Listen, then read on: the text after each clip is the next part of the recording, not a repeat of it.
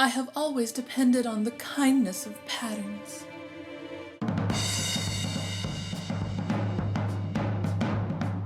Hello folks, and welcome back to my channel. My name is Stephanie Canada. Yes indeed, if this is your first time here, that is indeed my real name.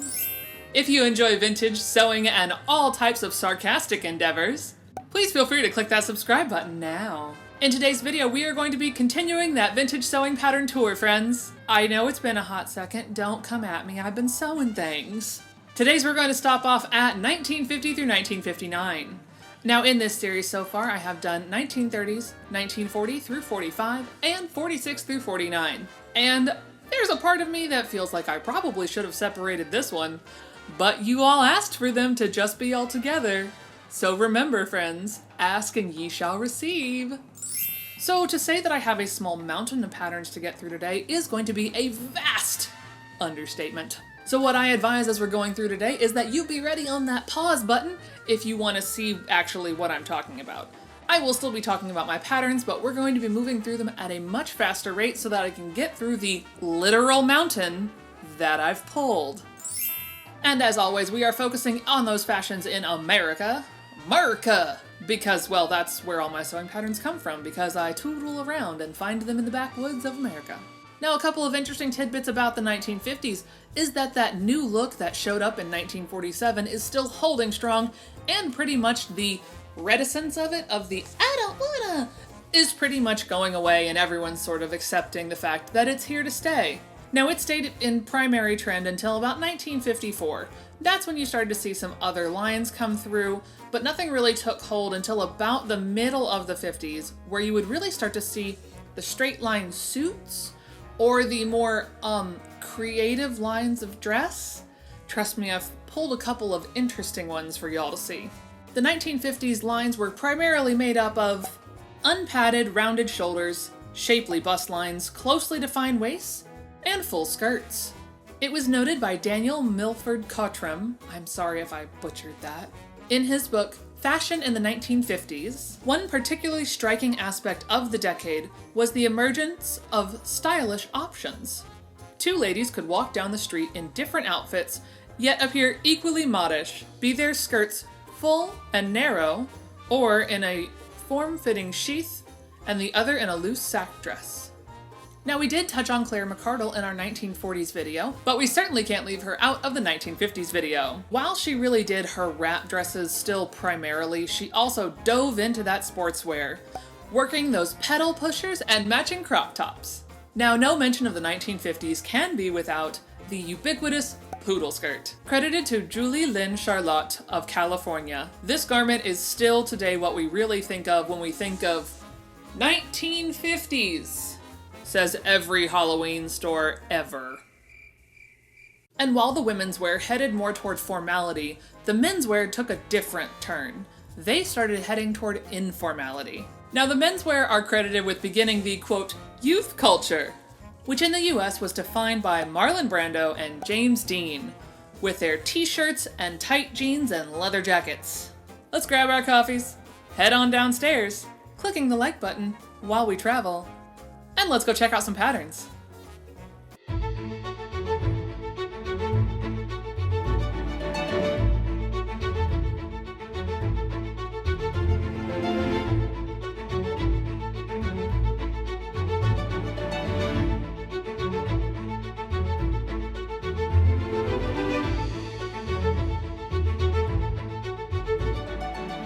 And here we are, back down at the Simplicity Pattern Cabinet of Doom. Yes, I did take a little bit of inspiration from the Closet Historian. If you're not watching her, why not? Go do it. She's awesome. Now, I am just going to remind you that y'all asked for more patterns. So you're gonna get more patterns. I have not one, not two, not three, but 4 massive stacks. So I'm not really going to be focusing on the details of these patterns. I'm going to pop them up on screen. I advise you to pause so you can enjoy their magnificent beauty, and then we're going to move on. because otherwise we'd be here all day. And again, that thing called research, I did actually make sure to date about 75% of these before I did this, so we are going to be able to go in order, except for the New York patterns.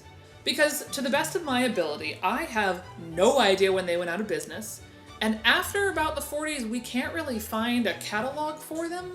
Even on the Vintage Pattern Wiki, which I have discussed many, many times on this channel, it doesn't actually tell you when they went out of business. So I think it was about 53, 54.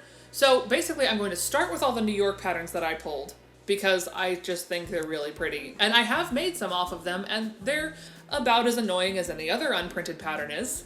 So I really want to focus on this company that's a little less known, and then we'll get into the actual 1950 through 1959 in chronological order. Oh my god, why did I not order these first? So I figured we'd just start off with a doozy, which is New York pattern number 7. That's right, just 7 by itself.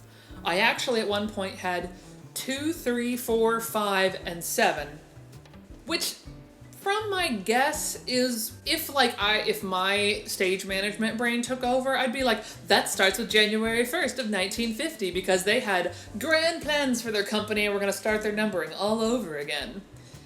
I have no idea if that is true. That is allegedly because that is my stage management brain trying to make sense of pattern companies, which don't always make sense. So what we have here is New York pattern number 7. Shut up, Ned.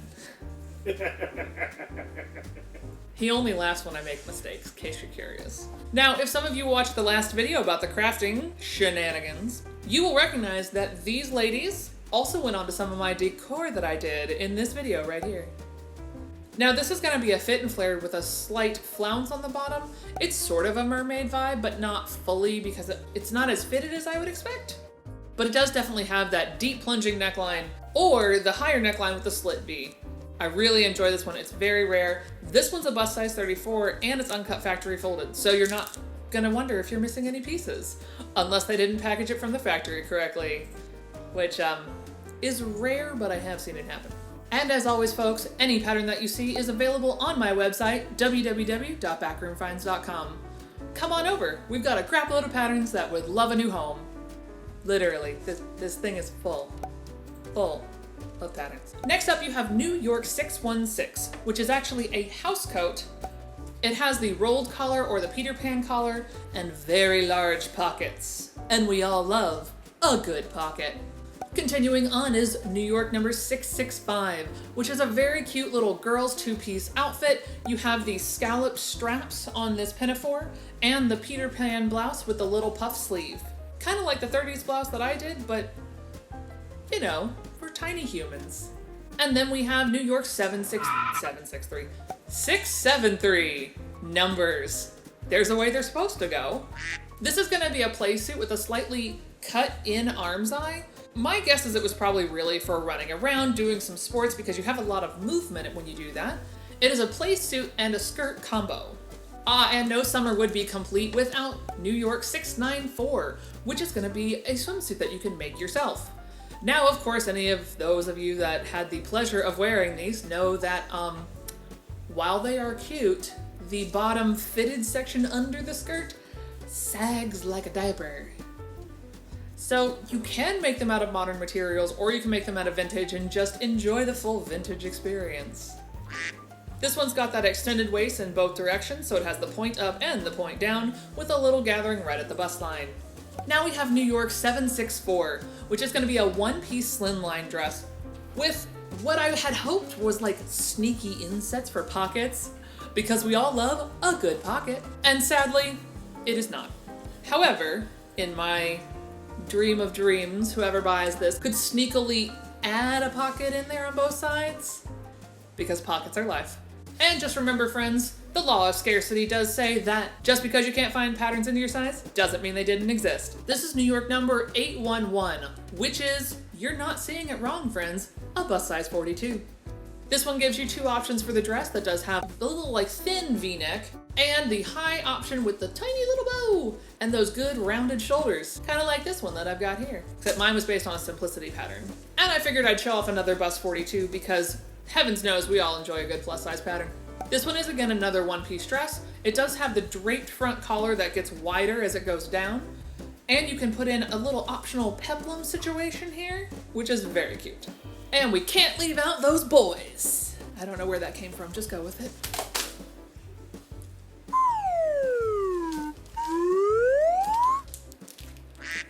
New York 837. So this was back when the Westerns were really taking hold of those young men. And this one has got a shirt, pants, and a holster. Because that's what everyone needs, is a holster for your toy gun. Pew pew, pew pew. Now what I find most interesting is that not only do you have this option, or you could give him the world's widest pants and the most difficult walking situation you could possibly imagine for a small child. And my favorite, it's just called a boy's suit. Really? We couldn't think of a better term for this than a suit? Sure, New York, why not? This one comes with the shirt and the very wide leg pants. I am positive there's a real name for them, and I don't know it. If you do, please feel free to put it down in the comments below so we can all learn together. Now we have New York 854, which is one of my favorites personally because it does have that lovely crazy drape situation in the very front of the skirt. Or, if you're a little less adventurous, you can just do the straight line. But there's something so amazing about the detail of that just really, this is one of my favorite patterns. And the last of the New York patterns, because I don't want to inundate you, because I still have about, I don't know, 800 of them, so I was actually judicious about choosing which ones to show you. This one is New York 869, which is going to be another three-piece playsuit, three. Crop top, shorts, skirt, 3. I can count. Now this is gonna be a bust 34 and it does have that slightly surplice bodice, shorts, and a longer skirt. Coffee break. What do you want to see next from me? I only have 2 more of these pattern tours planned. I'm gonna do my best for a third that is pre-1930s. But what else? What else are you interested in? Tell me. I want to know. Let me know down in the comments. Click that like button if you have any of these patterns. Alright, moving on into the actual eras. Well, not actual eras. We're now gonna go in proper order. First up is, for the men in our midst, it is Vogue 6898, which is a Vogue jacket pattern from 1950. This one was reissued again in 1952 and could have been later, but 52 was the latest that we found it. Still in 1950, we are at Vogue 7088. This is going to be a ladies crop top pattern. Personally, one of my favorite patterns that I still have. Version A is so interesting with the way the darts are taken toward the middle. If only it wasn't a bust 32. I promise I'm throwing them safely onto a bin. They're not going on the floor, so don't come at me. And now we have Vogue S4136, which is a Vogue special design. This one again has that super sexy halter top along with the bolero option. I love the slim lines of this. It really just goes to show you that the slim lines didn't start in the 60s. It really began a lot earlier and then pushed into the 60s and stuck around. And here we have McCall's 8025. Sorry, McCall. The S wasn't added until 1953. And here we have a set of boleros, which is really with that amazing tall popped collar. That's part of why this was pulled, because I just love the fitted lines and that huge collar. Very Rizzo, right? I know it's 80s does 50s, but I feel like that's correct. No wait, Rizzo's the rat. Rizzo is the rat. Good, moving on. Now we have McCall 8132, which is going to be a little vest set. And again, I just like the pointed details and the giant collar. It's sort of, although at the time they were called waistcoats, right? Right? Yes. Nope, this one's still a vest. This one's a vest. There are points where they are called waistcoats, but this one is a vest. And while most folks think that one-size-fits-all patterns are a new thing, it isn't really a new thing. It did actually start, I don't think it started with this pattern, but I do know that you can see moments of that in the past. This is one of those moments in time. This is McCall 8246, and this one says on the envelope, one size fits 12, 14, and 16. Now, it's a potato sack, but it's one size. So take that for what you will. And somehow, I have managed not to pull a single pattern from 1951. Sorry, folks. I tried, I really did. So moving on to 52. Here we have Butterick 6016. I love the way the pleats come up into this little ruffly detail here, and just the really like accents that are the collars and the cuffs on this one. And for the maternity pattern lovers out there, I did want to show off one of the Vogue that I have, which is Vogue 7879. This one is going to be a blouse and skirt combo for the Laden with Child set, where you had the slim skirt but the tent of a shirt. And rounding out 52 is going to be Vogue Special Design 4320. This one has that lovely gathering right at the bust. It does have a little bit of the detail along the skirt, sort of like mine does, with the light gathers through here. And just in general, the delicious cap sleeves that are the 1950s. And don't forget, folks, that really DIYing your wedding dress is not a 21st century thing. This has been happening for quite some time. So I opted to pull one of my lovely wedding dress patterns. This is going to be Advance 4819. I pulled this one because of the amazing scallop detail that's along the waistline, and along the neckline, and along the gigantic hem. So much scallops. But it's very cute. Oh right, we're in 1953 now, friends. And the next one for 53 is going to be Advanced 6200. This is going to be a bust 38. It does have that surplice top. I don't know why those words are so hard. And it does have the gathering on the left-hand side only to give it a little bit more of that flair. And there was an interesting thing that started to happen in the 50s where pattern companies would start to pair with either larger designers that were known in the community, which is what Vogue had been doing for quite some time, or they would be sponsored by a magazine. Well, this one is a little bit of both. So this one is Advanced American Designer 6415 by Elizabeth Hilt. And while it is a pretty solid shirtwaist dress, with a little bit of detailing right there at the neck, it also was sponsored by the New York Times. So these compilations I really start to see about the mid-1950s. I'm guessing it's a part of that push to really keep making clothes as opposed to buying them, like we talked about in the feed sack video I did. But not 100% on that, however, that's my best educated guess. Again, let me know in the comments if I am incorrect. I'm fine with continuing the conversation. And rounding out 53 is going to be Vogue number 6999. Which is just another cute little bolero, but to show you that you can start to really see those straighter lines come in these jackets. Because Vogue always was the beginning of the trend, at least as far as I can tell in all of my pattern acquisition shenanigans. So you can really start to see the beginning of those straight lines that you really see predominantly in the suits later of the period and especially through the 60s. And while I did manage to grab a pattern from 54, there's only one. It is Vogue 2715, which is possibly the most cumbersome dress I've ever seen for a little girl. But you can see here that tiered dress factor. I really feel like this would probably be best. I think one of them even says like a bridesmaid's dress or something. No, it does not. That's just me making it up. Okay, great. But asking a poor little girl to trounce around in 3 full layers of tiers all the way to the floor, that's a lot. But I do enjoy the 2-tier ones. I feel it's more playful. And now moving into 1955. Home stretch, friends. Actually, no, not really, because 55. We're about halfway there. We have Butterick 6198, which is a little child suit, because again, overalls, jacket, that can be either child, just let him play. And of course, no child's outfit could be complete without a cute little jacket and hat, which is part of my favorite thing about kids' patterns of the day is that you would get the really sweet coat and the hat so that you could make the matching set. It's Butterick 6239. And of course, sets weren't only for girls, they were also for boys, so we have Butterick 6321, which is the boys' matching jacket and hat set. Cute little additions.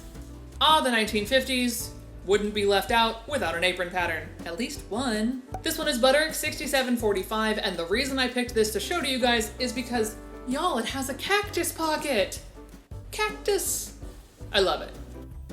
Now, of course, we can't go all the way through without showing off some trouser patterns as well, because it wasn't just dresses, it was also all types of jackets, trousers, vests, etc. Here on Butterick 6592, you see a women's trouser pattern. That's all this is. The blouse is a separate item. And you can just sort of see the high-waisted and the like slim lines, not quite the cigarette pant, but just those slim trousers that are solidly 1950s. And I felt bad. I pulled all these patterns and I didn't pull a single Simplicity, so I had to make sure I at least included one. This is Simplicity 1133, which is a very sweet fit and flare. It does have little hip yokes with some pleats along the side. I enjoy this especially because of the decorative neckline as well with the facing up there. And now to show off some more Vogue, we have got Vogue Special Design 4585, which is going to be a two-piece outfit, which is your wiggle dress or a reversible coat. Now we have Vogue S4606, another special design pattern. And I just adore this one, although making this I think I would want to claw my eyeballs out. Because of all the ruching along either side to get those even gathers across, yeah, that would hurt. And we also have Vogue Couturier number 791. This one was issued in both 56 and 57 in the catalogs, whereas the little copyright down here is 55. So again, they're reproducing this pattern in multiple years to keep its vibrancy and to not have to redesign things. But I really enjoy the tuck detail on this one, and we can't go through an entire pattern catalog without one large-scale Vogue. Now this is one of the few that I don't actually have a number for, but I did want to make sure I showed it off. This is going to be Advanced number 7914. This is by an American designer pairing with Life magazine. And that designer is none other than Anne Fogarty. I love the high neckline here, the pieced bodice, and then the very deep back. Very dramatic. Now we head into 56, and we're gonna start with Advanced 7801. This one is one of the odder dresses that I've found. It's by Sylvia Franklin in partnership with Advance. This is another one of the Advanced American designer patterns, except she opted to leave a very high gather on the hips and then drop the panel straight down front and do a low gather down there. It's a very interesting dress. Next up is Advanced 7966. This one is going to be by Luis Estevez. Again, another Advanced American design, and this is just one of those that goes to show you, just because the envelope is destroyed doesn't mean the pattern is. And here we have another example of a pattern company matching up with another magazine. This one is going to be a Women's Day Advance, which is interesting because Women's Day also has their own patterns, but they opted to pair with Advance at this point. This one is going to be a sheath crossover front dress with buttons down the side.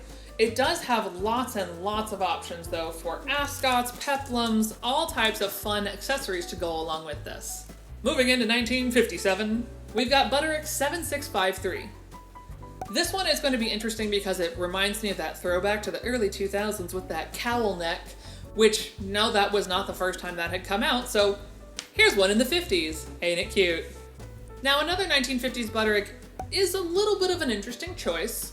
It's actually called a custom detail spectator dress. It's got a really wide yoke front panel situation because it goes all the way from the waist up into an attached yoke, and then it's got a cape back. It's very interesting. But I do enjoy how the pockets are in line along the hips that are almost not noticed at the waist. And don't worry, friends, if you thought fashion was weird in 21st century, don't worry, it was weird back then too. I feel like Butterick desperately wanted this one to go well. This is Butterick 8658, which by their own definition is a butterfly back chemise. Which I don't really know how we're getting butterfly back there because it really just looks like a potato sack on the back half of your dress.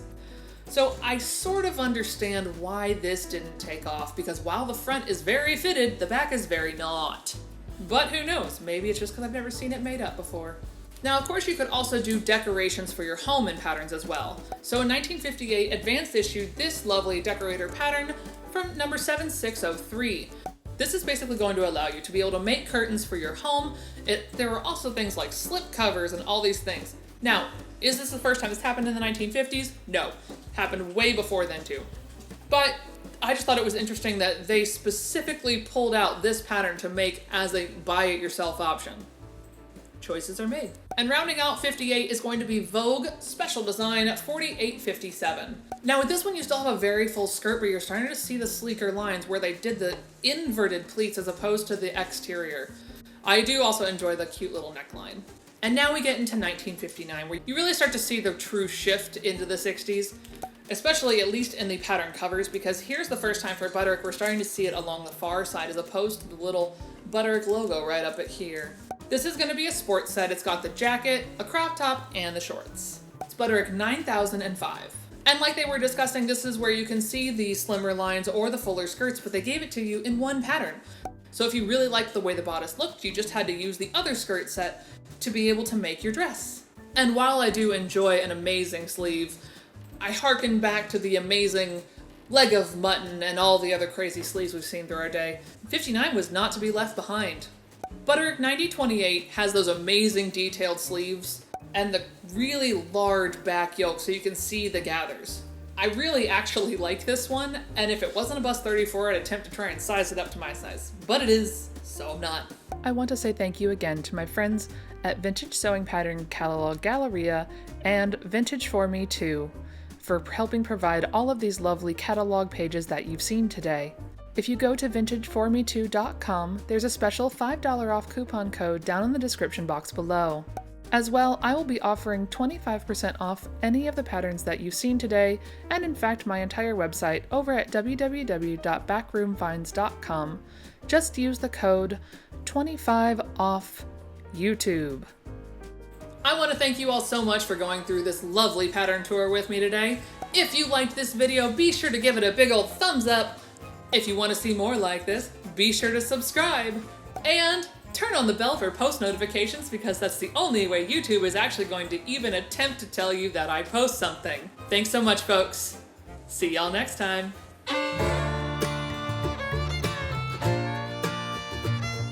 Pro tip.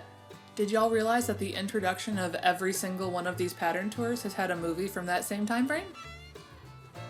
You're welcome. No, I still haven't hemmed this dress. I'm nothing if not predictable. My husband is so helpful, yet appear equally modish, not sure. Please feel free to crick. That sentence makes no sense. Vogue Couturier 979, holy mercy. Vogue Couturier 19, no. Which is butter, no. So what we have here is simplicity, no. It's sort of a mermaid aspect ratio. Wow, that's not what I want. Going swimming, whee! Whoops. And yes, I need, Hoo-ah! Dang it! Stop that, this stupid thing. Start! Putting these away is gonna be a nightmare.